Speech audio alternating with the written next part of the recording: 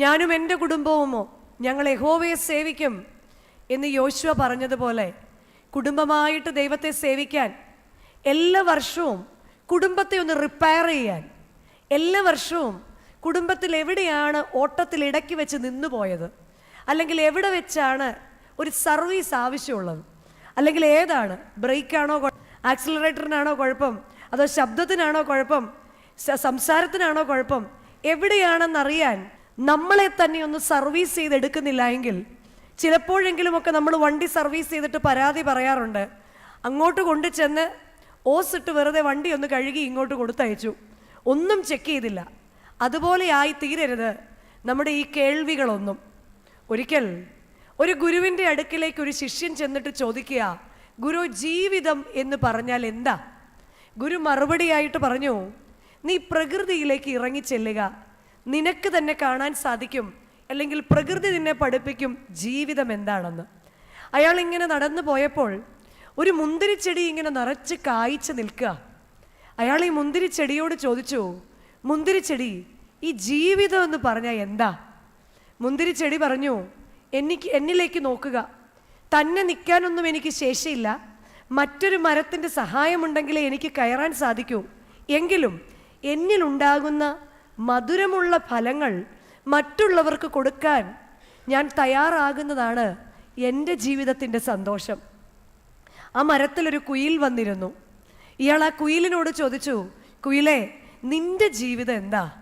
കുയിൽ പറഞ്ഞു, തന്നെ ഒരു കൂട് വെക്കാൻ പോലും ത്രാണി എനിക്കില്ല, ആരുടെയെങ്കിലുമൊക്കെ കൂട്ടിലാണ് ഞാൻ മുട്ടയിടുന്നത്, എങ്കിലും എൻ്റെ ശബ്ദം കൊണ്ട് മറ്റുള്ളവരെ സന്തോഷിപ്പിക്കാൻ എനിക്ക് സാധിക്കുന്നു എന്നതാണ് എൻ്റെ ജീവിതത്തിൻ്റെ സന്തോഷം.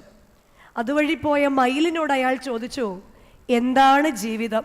മയിൽ അയാളോട് പറഞ്ഞു, എൻ്റെ ചിറകുകൾ കാണാൻ എനിക്ക് വയ്യ, എങ്കിലും എൻ്റെ ചിറകുകൾ വിരിച്ച് മനോഹരമായി നൃത്തം ചെയ്ത് എൻ്റെ പ്രവൃത്തി നിമിത്തം മറ്റുള്ളവനെ സന്തോഷിപ്പിക്കാൻ എനിക്ക് സാധിക്കുന്നതാണ് എൻ്റെ ജീവിതത്തിൻ്റെ സന്തോഷം. അങ്ങനെ അയാൾ നടന്ന് നീങ്ങി പുഴവക്കിൽ കൂടി നടക്കുമ്പോൾ മിന്നാമിന്നികളെ കണ്ടു. മിന്നാമിന്നുകളോട് ചോദിച്ചു, എന്താ നിങ്ങളുടെ ജീവിതം? മിന്നാമിന്നി പറഞ്ഞു, സൂര്യനോളം വെളിച്ചമൊന്നും എന്നിലില്ലെങ്കിലും എന്നിലുള്ള കൊച്ചു വെളിച്ചം മറ്റുള്ളവർക്ക് കൊടുക്കുക എന്നതാണ് എൻ്റെ ജീവിതം. പുഴയുടെ വക്കിൽ കൂടെ നടന്ന അയാൾ മീനുകളെ കണ്ടു. ഇങ്ങനെ ചറപറ എന്ന് നീന്തുന്ന മീനുകളോട് അയാൾ ചോദിച്ചു, എന്താ നിങ്ങളുടെ ജീവിതം? മീനുകൾ അയാളോട് പറഞ്ഞു, എതിരെയും കുറുകയും ഒക്കെ ഒരുപാട് തിരകളുണ്ടെങ്കിലും ഇതിനെല്ലാം അതിജീവിച്ച് ലക്ഷ്യത്തിലെത്തുക എന്നതാണ് ഞങ്ങളുടെ ജീവിതം. ഒടുവിൽ അയാൾ പുഴയോട് ചോദിച്ചു, എന്താ നിങ്ങളുടെ ജീവിതം? പുഴ പറഞ്ഞു, ശാന്തമായി ഒഴുകിച്ചെന്ന് കടലിൽ ചേരുക എന്നതാണ് എൻ്റെ ജീവിതത്തിൻ്റെ ലക്ഷ്യം. പ്രിയമുള്ളവരെ, ഈ പ്രകൃതി തന്നെ നമ്മെ പഠിപ്പിക്കുകയാണ്, പലപ്പോഴും ഒന്നിച്ചു നിന്നാൽ മധുരകരമായി ഫലങ്ങൾ കായ്ക്കാൻ നമുക്ക് സാധിക്കും. വലിയ കഴിവുകളൊന്നുമില്ലെങ്കിലും നമ്മളുടെ സംസാരം കൊണ്ട്, നമ്മളുടെ ഇടപാടുകൾ കൊണ്ട് കുയിലിനെ പോലെ മറ്റുള്ളവർക്ക് മനസ്സിന് സന്തോഷം തരുന്ന വാക്കുകൾ പറയാൻ, മയിലിനെ പോലെ പ്രവർത്തികൾ നിമിത്തം മറ്റുള്ളവരെ സന്തോഷിപ്പിക്കാൻ, മിന്നാമിന്നിയെ പോലെ മികച്ചവരായില്ല എങ്കിലും സൂര്യനോളം വെളിച്ചമില്ലെങ്കിലും എന്നിലെ ക്രിസ്തുവിൻ്റെ വെളിച്ചം മറ്റുള്ളവർക്ക് കൊടുക്കാൻ സാധിക്കുമ്പോൾ, മീനുകളെ പോലെ എതിരെയും കുറുകയും ഒക്കെ വരുന്ന തിരകളെ അതിജീവിച്ച് ലക്ഷ്യം തെറ്റാതെ മുന്നേറുക, ഒടുവിൽ ശാന്തമായി പുഴ കടലിൽ ചെന്നു ചേരുന്നത് പോലെ ഓരോ ദിവസവും തൃപ്തിയോടെ സൃഷ്ടാവിൻ്റെ അരികിലേക്ക് വന്നു ചേരുക എന്ന് പറയുന്നതായിരിക്കണം നമ്മുടെ എല്ലാം ജീവിതത്തിൻ്റെ ലക്ഷ്യം. പലപ്പോഴും നമ്മളും നമ്മളോട് തന്നെ ചോദിക്കാറുണ്ട്, എന്താണ് ജീവിതം? ഇതൊക്കെ തന്നെയാണ് ജീവിതം.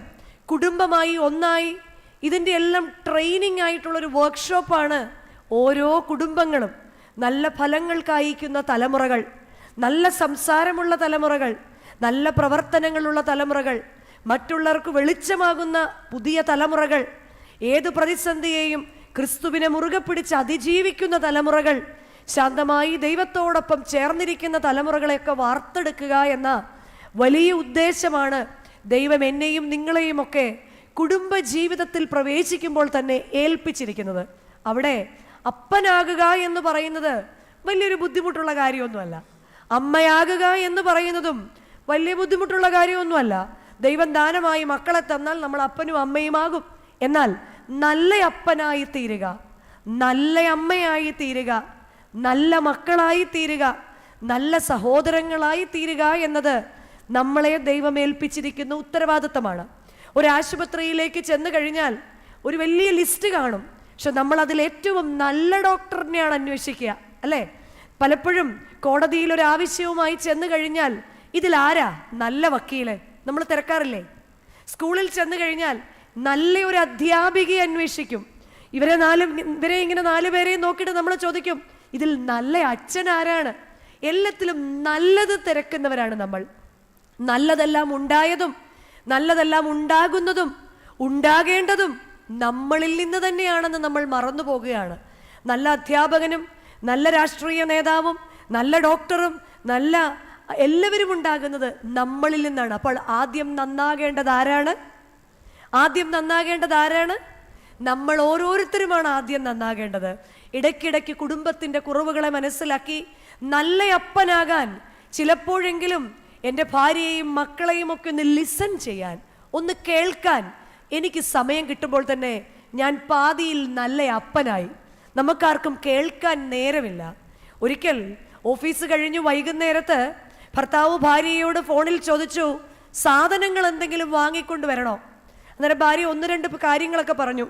അദ്ദേഹം വീണ്ടും എടുത്തു ചോദിച്ചു, ഇനി വീട്ടിൽ വന്നു കഴിയുമ്പോൾ പറയരുത് പാലില്ല പഞ്ചസാര ഇല്ലെന്ന്, എന്തെങ്കിലും വേണമെങ്കിൽ. ഭാര്യ പറഞ്ഞു ഇല്ല ഒന്നും വേണ്ട. ഫോൺ കട്ട് ചെയ്തു. 1 സെക്കൻഡ് കഴിഞ്ഞപ്പോൾ ഭാര്യ തിരിച്ചു വിളിച്ചു. അപ്പം പുള്ളി ഭർത്താവ് ഭാര്യയോട് പറഞ്ഞു, എനിക്കറിയാം നീ 1-2 എണ്ണമെങ്കിലും ഒക്കെ മറന്നുപോയി കാണും. ഭാര്യയോട് ചോദിച്ചു എന്താ കൊണ്ടുവരേണ്ടത്? ഭാര്യ പറഞ്ഞു, നിങ്ങൾ ആ അടച്ചു വെച്ചിരിക്കുന്ന ചെവി ഓഫീസിൽ നിന്ന് എടുത്തോണ്ടെങ്കിൽ പോരണം. വീട്ടിൽ വരുമ്പോഴേ എന്നെ കേൾക്കാൻ നിങ്ങളുടെ ആ ചെവി ഇങ്ങോട്ടൊന്ന് കൊണ്ടുവരണം. നല്ലൊരു അപ്പനാകാൻ, നല്ലൊരു ഭർത്താവാകാൻ ചിലപ്പോഴെങ്കിലും ഞാൻ നല്ലവണ്ണം ഒരു നല്ല കേൾവിക്കാരനാകണം. തിരിച്ച് നല്ലൊരു അമ്മയാകാൻ ചിലപ്പോഴെങ്കിലും എൻ്റെ പിടിവാശികളും എൻ്റെ എടുത്തുചാട്ടങ്ങളും എൻ്റെ ദുർവാശികളും ഒക്കെ ഒന്ന് വിട്ട് എൻ്റെ കൂടെയുള്ളവരുമായിട്ട് ചേർന്ന് പോകത്തക്കവണ്ണം ഞാനൊന്ന് താഴേക്കിറങ്ങുമ്പോഴാണ് ഒരുപക്ഷെയെങ്കിൽ ഞാൻ നല്ലൊരു അമ്മയാകുന്നത്. അപ്പനെയും അമ്മയെയും കേൾക്കാനും അവർ പറയാതെ തന്നെ അവരുടെ ആഗ്രഹങ്ങളെ മനസ്സിലാക്കി ചെയ്യാനും സാധിക്കുമ്പോഴാണ് നല്ല മക്കളും കുടുംബങ്ങളിൽ ഉണ്ടാകുന്നതെന്ന് നമുക്ക് ഓരോരുത്തർക്കും അറിയുന്ന കാര്യമാണ്.